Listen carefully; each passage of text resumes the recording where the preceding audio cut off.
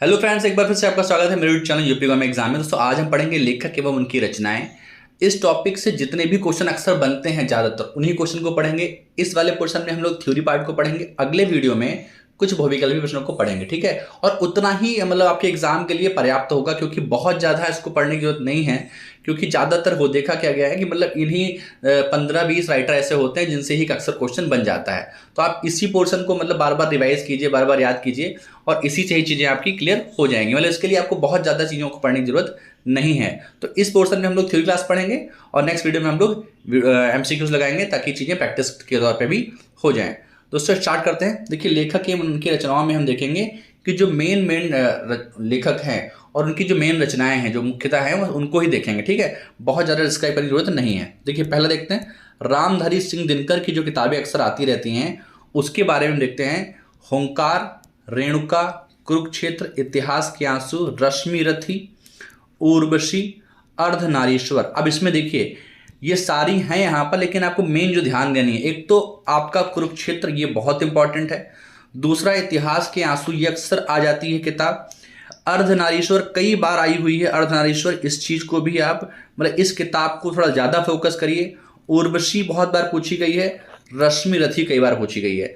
तो इनमें भी अगर आपको लगे कि इंपॉर्टेंट कौन सा है तो ये नीचे की 3-4 किताबें हैं जी, एटलीस्ट आपको याद होनी चाहिए। एक दो बार डिस्कशन करेंगे आपको चीज़ याद हो जाएंगी। अर्धनारीश्वर, उर्वशी, रश्मि और कुरुक्षेत्र। अगला राइटर देखते हैं।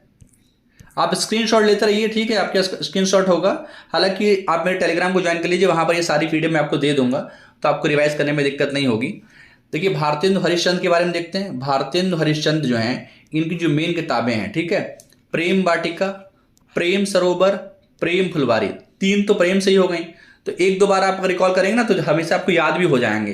प्रेम वाटिका, प्रेम सरोवर, प्रेम फुलवारी, फूलों का गुच्छा, चंद्रप्रभा, ठीक है, फूलों का गुच्छा, चंद्रप्रभा और पूर्ण प्रकाश। तो उसमें देखिए ये चंद्रप्रभा और बाकी ऊपर के 3, ये 3-4 याद रखिए। बाकी फूलों का गुच्छा और पूर्ण प्रकाश की खैर कभी नहीं आई है। अब हो क्या रहा है कि एग्जाम में कुछ भी आ जा रहा है, तो एक बार नजर डालने में कोई बुराई नहीं है, ठीक है। आगे देखिए, प्रेमचंद, आपको पता है ये बहुत इंपॉर्टेंट टॉपिक है, बहुत ज़्यादा इंपॉर्टेंट जो है ये हैं और इनकी किताबें अक्सर पूछी ही जाती हैं। सेवा सदन, कायाकल्प, रंगभूमि, निर्मला, प्रतिज्ञा, गबन, कर्मभूमि, गोदान, मंगलसूत्र, प्रेमा, वरदान, पूस की रात, बूढ़ी काकी, ईदगाह, शतरंज के खिलाड़ी। मतलब हालांकि ये सारी आपकी परिचित होंगी, मतलब ज़्यादातर आपने पढ़ा ही होगा बचपन में, अभी तक आप पढ़ते ही आए हैं। लेकिन फिर भी कभी बार एक तो ऐसी चीज़ें होती हैं जो आपको जो है ऐसी पूछी जाएंगी जो आपके दिमाग में थोड़ा सा क्लिक कर जाएंगे कि यार ये मतलब कंफ्यूज हो जाओगे आप, ठीक है। तो सीधे सीधे मतलब थोड़ा लयबद्ध तरीके से याद करें, ठीक है। जैसे आपका कर्म भूमि है, ठीक है, बहुत इंपॉर्टेंट है, ठीक है।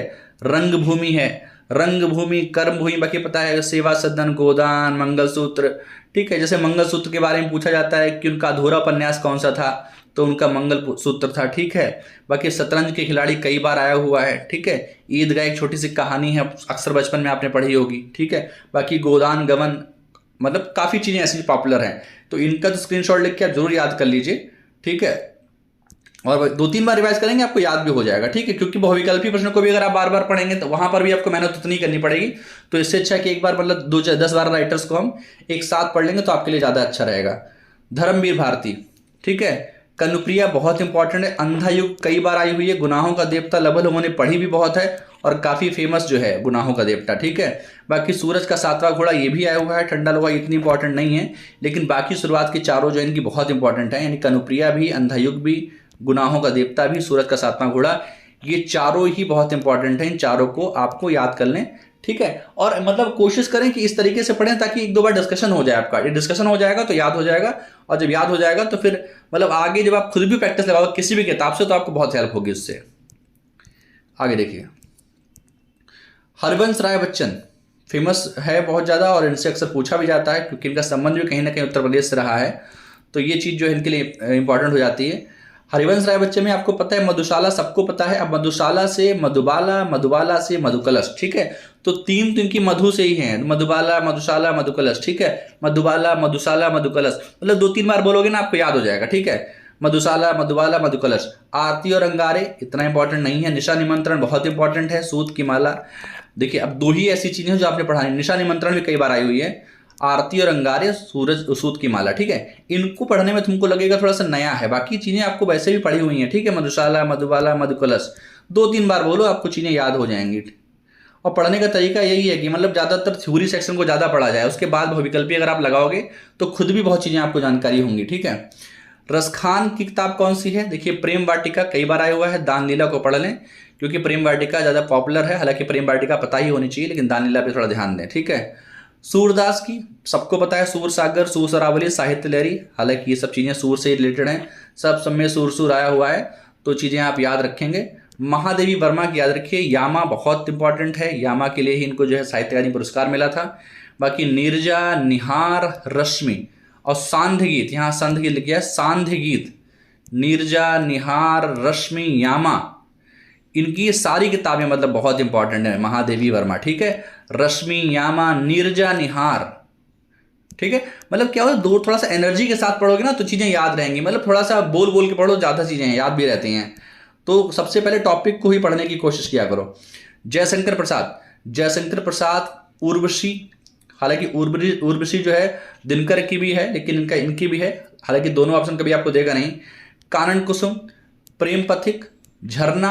अब देखिए इनकी इंपॉर्टेंट कौन कौन सी हैं, झरना, आंसू, लहर, कामायनी, कंकाल, तितली, रावती, ग्राम, छाया, आकाशदीप, इंद्रजाल। तो देखिए ज़्यादातर होता है कि जिन्होंने थोड़ी बहुत तैयारी की है उनको सब पता होती, थोड़ा सा उनके लिए नया क्या हो जाता है, एक कानन कुसुम, ठीक है, एक प्रेम पथिक, और एक आपकी हो जाती है इंद्रजाल और आकाशदीप। ठीक है, बाकी ग्राम, छाया भी आप याद रखें। तो बाकी आंसू, लहर, तितली, इरावती, ये सब चीज़ें जो है, आकाशदीप, ये पता होंगी। तो मतलब 2-3 बार अगर आप मतलब एक राइटर को आप 2-3 मिनट दे भी देते हैं और आपको बार बार याद कर लेते हैं तो हमें लगता है कोई बुराई नहीं है, क्योंकि ये ज़्यादातर एग्जाम में चीज़ें आती ही आती हैं, तो याद हो जानी चाहिए। जीके के क्वेश्चन में भी कभी कभार इनको पूछ लिया जाता है। आगे देखिए, सूर्यकांत त्रिपाठी निराला, निराला जी इनका टाइटल है, निराला, निराला नाम से एक कविता लिखते थे। तो सूर्यकांत त्रिपाठी की जो किताबें हैं उसको देखते हैं।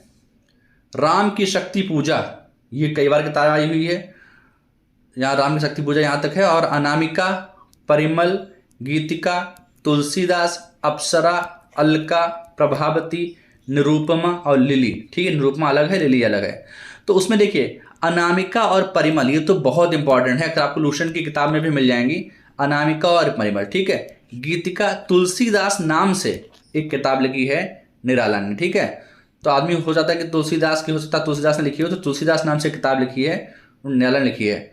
एक लिली अलग है, निरूपमा अलग है। ठीक है, अलका अलग है। देखिए निरूपमा, लिली, अलका, अनामिका, मतलब एक तरीके देखा जाए कि लड़कियों के नाम हैं चारों। ठीक है, तो सूर्यकांत त्रिपाठी जी ने जो है इस तरीके से चीज़ें लिखी हैं, तो इन चीज़ों को आप नोट डाउन कर लें और मतलब ऐसे ही पढ़ें ताकि जो है हमेशा के लिए काम आएगा आपको। ठीक है, एक तरीके से देखा जाए ये स्टैटिक जीके का भी पार्ट है ये।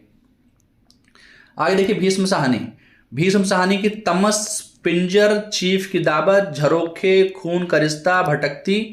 ठीक है, कौन है, भटकती राख। ठीक है, यहाँ पे लिखा नहीं, छूट गया है, भटकती राख होगा। ठीक है, हालांकि इतनी इंपॉर्टेंट नहीं है, लेकिन फिर भी एक बार देखने में कोई बुराई नहीं है।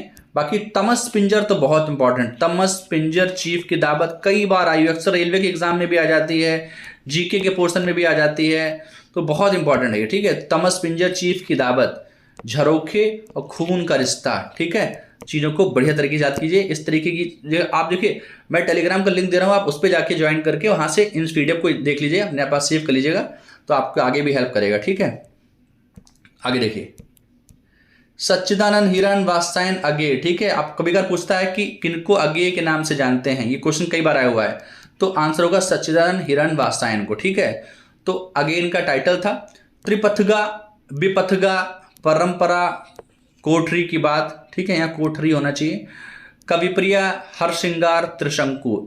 ज़्यादा ध्यान देने वाली बात है त्रिशंकु पे, त्रिपथगा, विपथगा पे।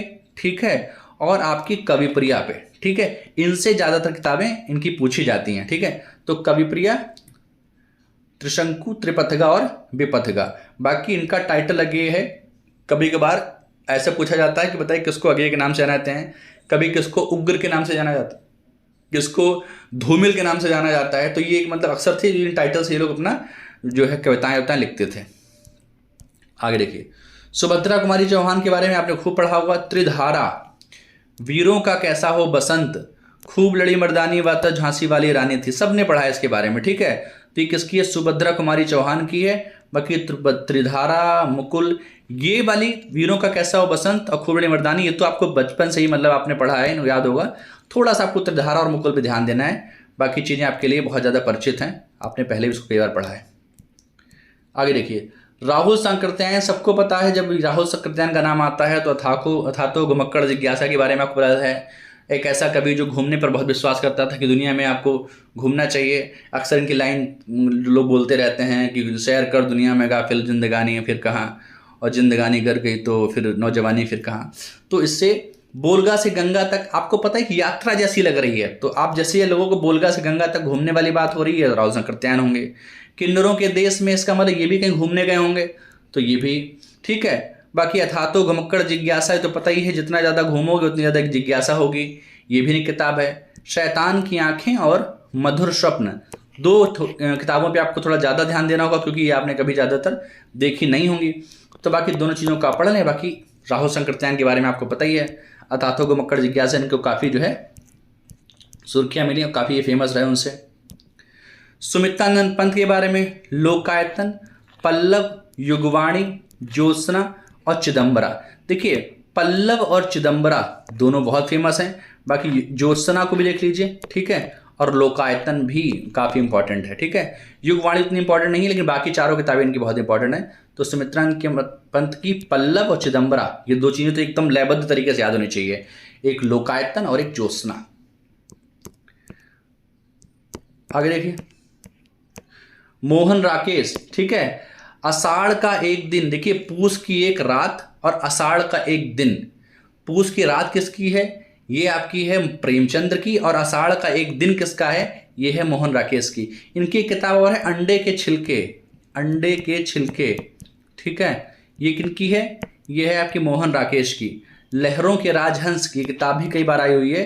बाकी आधे अधूरे मोहन राकेश, आधे अधूरे मोहन राकेश, आधे अधूरे, ऐसे 2-3 बार बोलेंगे ना, चीज़ें याद हो जाएंगी आपको, ठीक है।